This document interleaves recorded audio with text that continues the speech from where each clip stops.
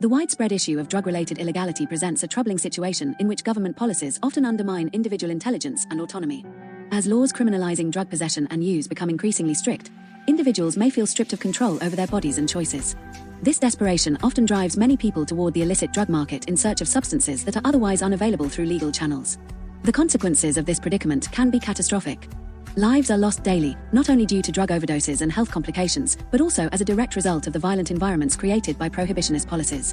The measures intended to protect communities from the dangers of drug use often have the counterproductive effect of creating increased violence, as various factions compete for control over the lucrative illegal drug trade.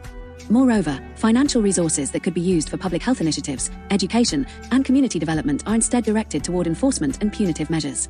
This misallocation of funds benefits a select few, such as private prisons and enforcement agencies, while doing little to address the root causes of substance use and addiction.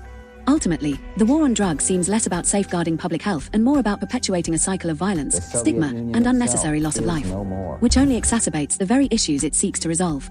Key points. 1. Erosion of individual autonomy.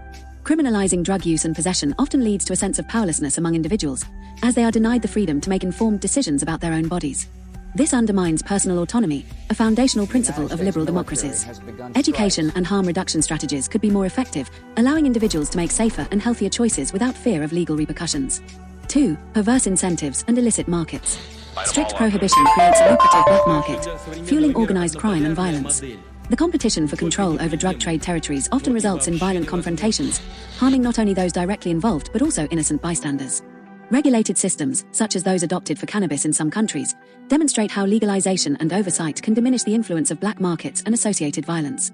3. Public health vs. punitive measures. Redirecting resources from punitive enforcement to public health initiatives could save lives and foster a more compassionate approach to substance use.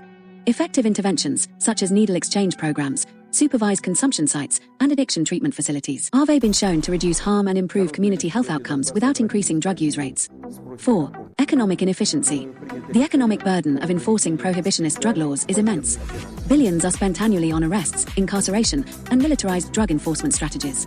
These funds could instead be invested in education, mental health services, and community development programs that address the underlying socio-economic drivers of substance use. 5. Stigmatization and marginalization.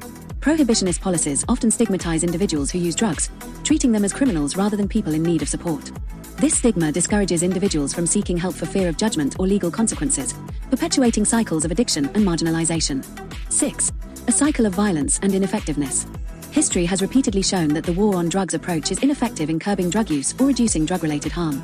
Countries that have adopted decriminalization and regulation, such as Portugal, have seen significant reductions in drug-related deaths and improvements in public health outcomes. Alternative approaches to consider. Decriminalization and regulation. Treating drug use as a public health issue rather than a criminal one can reduce stigma, lower incarceration rates, and provide individuals with access to necessary support services. Harm reduction strategies. Initiatives like needle exchanges, supervised consumption sites, and the provision of naloxone can significantly reduce the risks associated with drug use. Education and prevention. Comprehensive drug education programs focused on science-based information can empower individuals to make safer choices.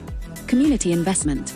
Addressing socio-economic inequalities and providing opportunities for vulnerable populations can reduce the need for self-medication through substance use. Transparent evaluation. Policymakers must adopt evidence-based approaches, continuously assessing the effectiveness of their strategies and making adjustments as necessary.